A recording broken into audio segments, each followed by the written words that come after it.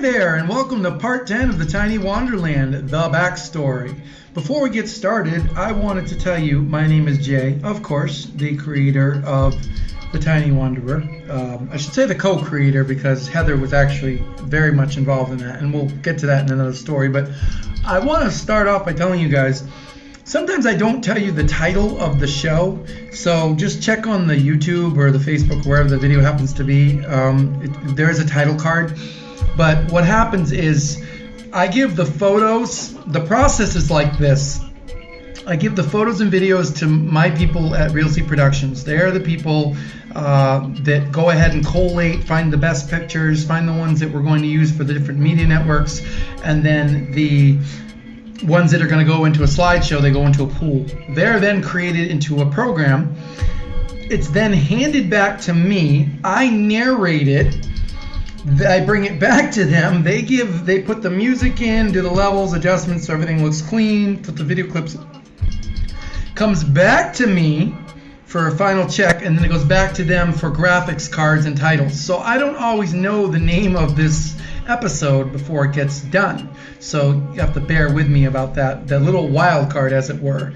But as you may remember, in part 9, I was showing you views from the TETONS, but yet we never left camp. And so anyone would scratch their head, like, why would you be in such a beautiful place and never leave camp? This was one of the reasons that the Tiny Wanderer actually came about. We'll get to that later, but needless to say, if you were set up like we were in such a beautiful place, your car becomes your tent, becomes your home. So you can't leave without packing that up. And so in order for us to go anywhere, the only thing we could do was take the dirt bike, Little Coo. And believe me when I tell you, she got put to her paces out there. I did some solo trips, and Heather and I took an amazing trip where we journeyed. Unfortunately, the day we did it, it was raining, so we had to go like all geared up in our ponchos and everything, but we still had a good time. We journeyed down to the highway and then over into the Teton National Park, where we drove through the entire park. And you're going to see all that right now. So let's get it started. First off, our camp host gave us this map of the trails. Now, unlike the trails in Kanab, where everything was complete powder and torn up by the side-by-sides, these were more like forest roads, you know, like with branches and rocks and stuff. So Little Coo, our dirt bike, could really get up to almost 50 miles an hour on some of these back roads. And here is a picture. Just look at that view. This is a picture of me down on the Spread Creek Road.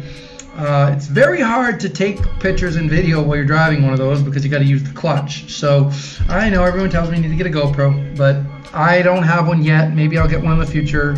If you want to buy me one, that's fine, but whatever.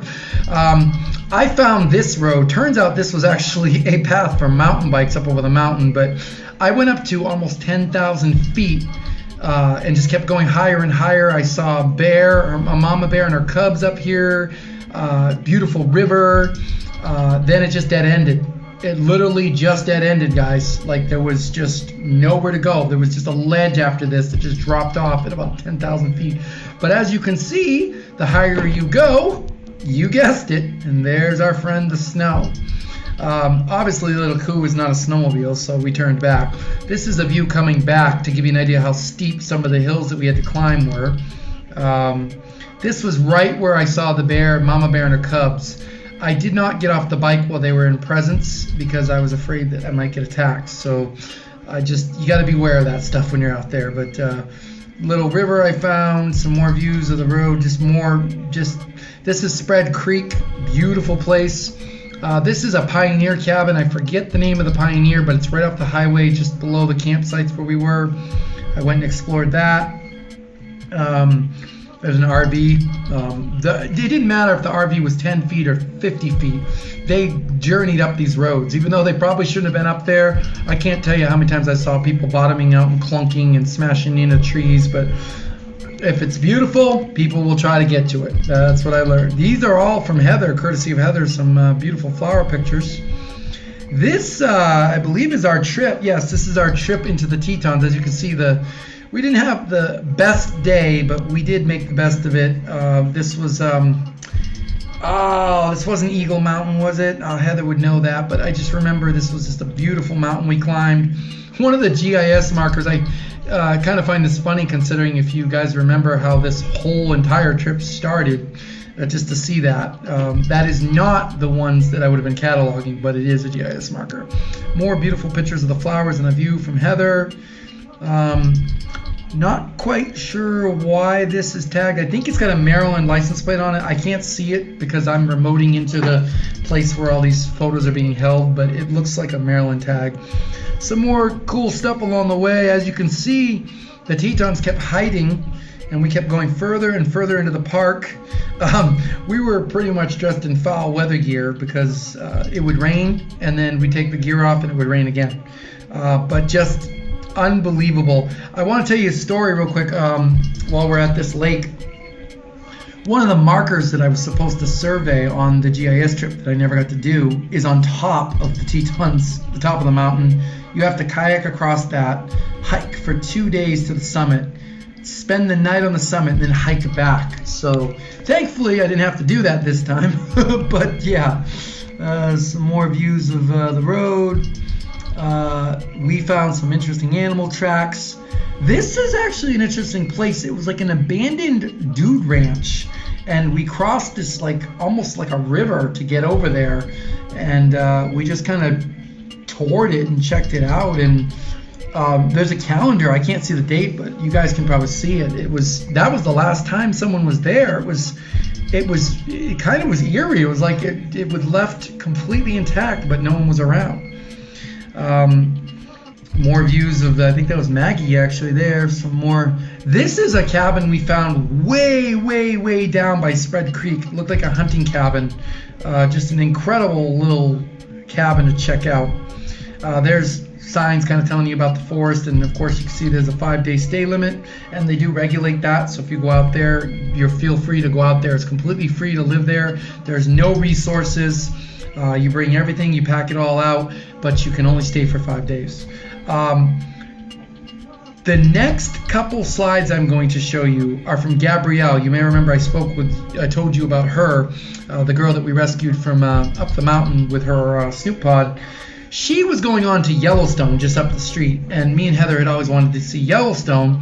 So she was going to go up there, and she was going to reserve a campsite enough to put the trailer, Maggie, Little Coo, and her setup. So we need like about a 70-foot campsite. And it was very hard for her to get signal. So me and Heather stood by down in the Tetons, and we just kind of chilled there waiting, and she eventually did get signal. And you can see this is kind of a picture of how she showed us the setup. What she ended up doing, she ended up reserving a site near her for us alone. We did make the trip, guys. We did make the trip to Yellowstone in the night. We were able to dump our sewage and get water into our portable containers. But we had checked out the campsite, and we were just, guys, it was, for a pandemic, you would have thought nothing was going on. It was wall-to-wall RVs. The area where they had us camping, it was smaller than our rig, and we would have had to like edge along 2 RVs, a truck, and a sports car.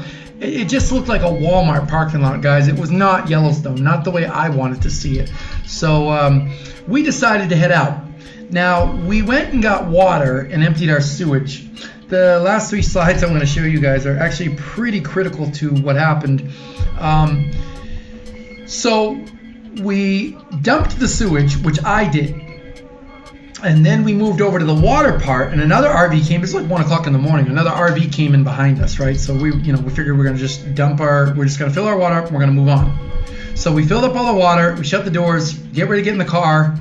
Heather, do you have the keys? No, I thought you had them, but I thought you had them. You guessed it. The car keys, with the car still running, were inside the trailer, which had now been locked. So I carry with me something called an EDC. It stands for Emergency Disaster Card. You find them in bug out kits. It's a metal card with fish hooks, a spear, different things to pick locks, different things for weights for fishing, snares for killing animals. It's really handy to have. And in the EDC is a very small hacksaw.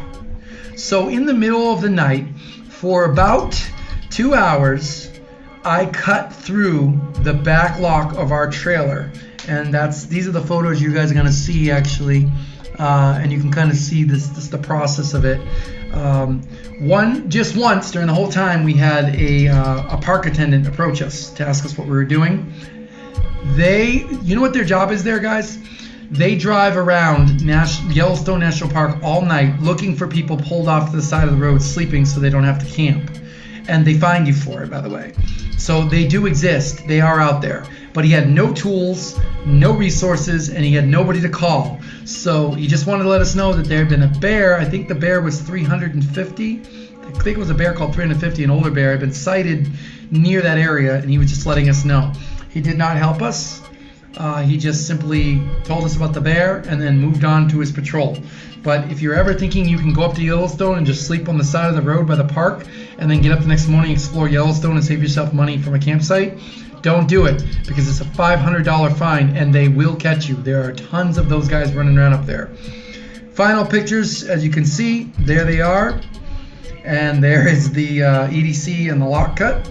And that's going to do it for us, guys. It was time for us to, we had already made a decision in this video, by the way, to head somewhere else besides Yellowstone. So the videos are a little out of order.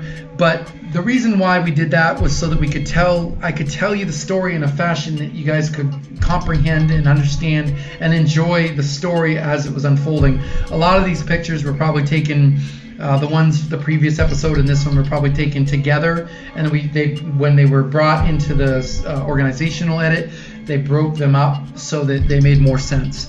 What I'm about to tell you guys, and then I'll get out of your hair, is in the next episode. One day I woke up in the tent above Maggie, frustrated at seeing all the RVs come and dump their RV and then take their trucks into the town and have dinner or go explore some museums or the TETONS or whatever, even make a run up to Yellowstone, which was like 50 miles away. Very frustrated, but still enjoying the beautiful life that we were living. Something rolled in right next to us that would change the course of history forever. And I will tell you guys about that in part 11, when we will discover the very first inklings that would one day become known as a fully functional home and work mobile base known as the Tiny Wanderer. That's in part 11, guys. Don't go anywhere. You've been great. Like, subscribe, follow. I'll see you then. Take care.